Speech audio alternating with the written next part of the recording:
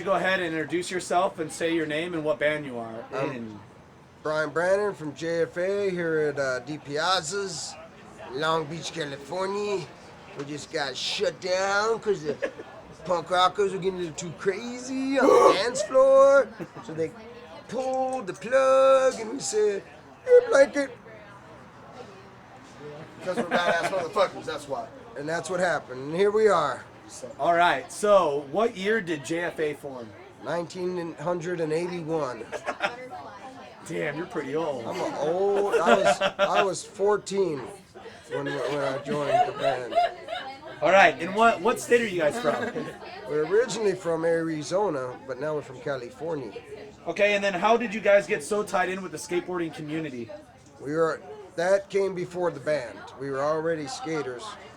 All of us were skaters together, and we rode empty pools and backyard swimming pools and ramps with questionable wood collections from Midnight Lumber Yards in Arizona. And then we decided that there needed to be some music just that you could skate to. Because there was bands back then, 1981, where they had like one or two good songs, but the rest of them was bullshit. So you'd be like,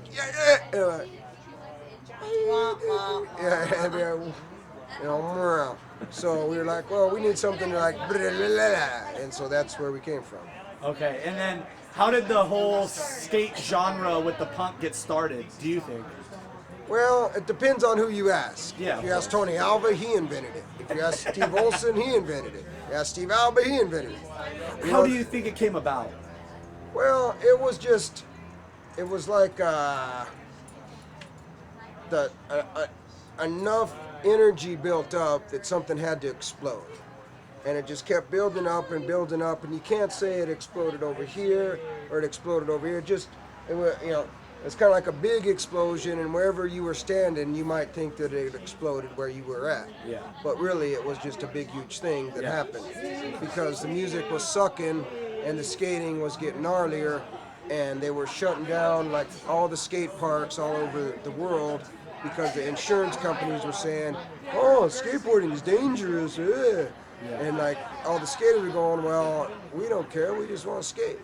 And we need some hard ass music, and whatever kind of music it was, whether it was, the Dead Kennedys or the Big Boys or Ted Nugent or JFA, at the time that's what it was about. So in Dogtown they were listening, 78 they were listening to whatever.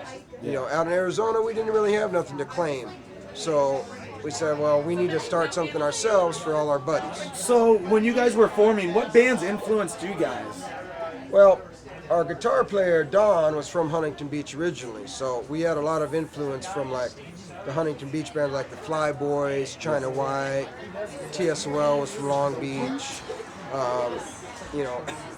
other local bands, Circle Jerks, Black Flag. Germ. I was influenced by Germ, which is why you couldn't understand what I was singing most of the time. And, just whatever, mostly Southern California punk. How often did you guys get to see the bands from what influenced you coming to your hometown in Arizona? Well, the cool thing about that was our manager also booked all the gigs that came through Phoenix. Okay. So it was pretty easy. We got to play with every fucking band we wanted to that came through. So we got to play with everybody. DOA, Black Flag when they were good, Circle Jerks, TSOL, Social Distortion, Adolescence, Minor Threat, on and on and on. It's like, oh, yeah, we want to play that, we want to play that, we want to play that, we want to play that, we want to play that. So you got to kind of pick and choose. That's fucking awesome. It's like, because, and Phoenix at the time, it was different than the scene in LA, where it wasn't just, okay, you have to play this to be in this genre. We were all punks. We're the Meat Puppets. They were kind of like way out in left field. There's this band called Killer Pussy that had a female singer that would sing about, she would dress in a nurse's outfit and sing about teenage nurses in bondage. You had the Feeders who'd bite heads off rats. You had the Sun City Girls who would like sing Arabic shit and try and piss off the audience. We were all punk. And the idea was punk isn't just one thing, it's just whatever you want to do. Yeah. Whereas in other areas, it was, no, to be punk, you have to check this box and wear this and do that and do this. Oh, wait, you missed this one? You're not punk.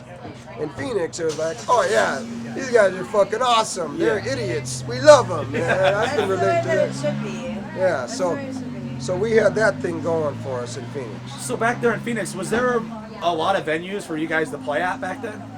There were always good venues. There weren't a lot, but there was always one or two.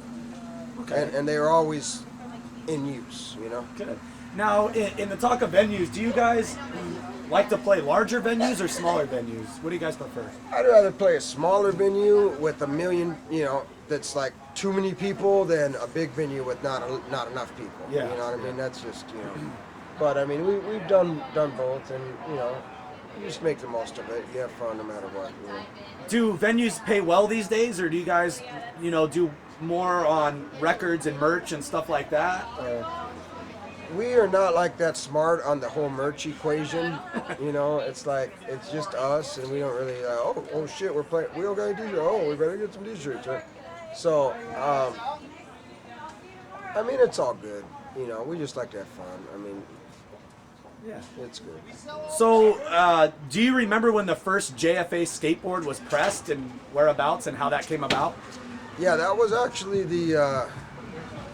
We actually made more money on the skateboards than we made on the music at that time, in about 84, 85, 86.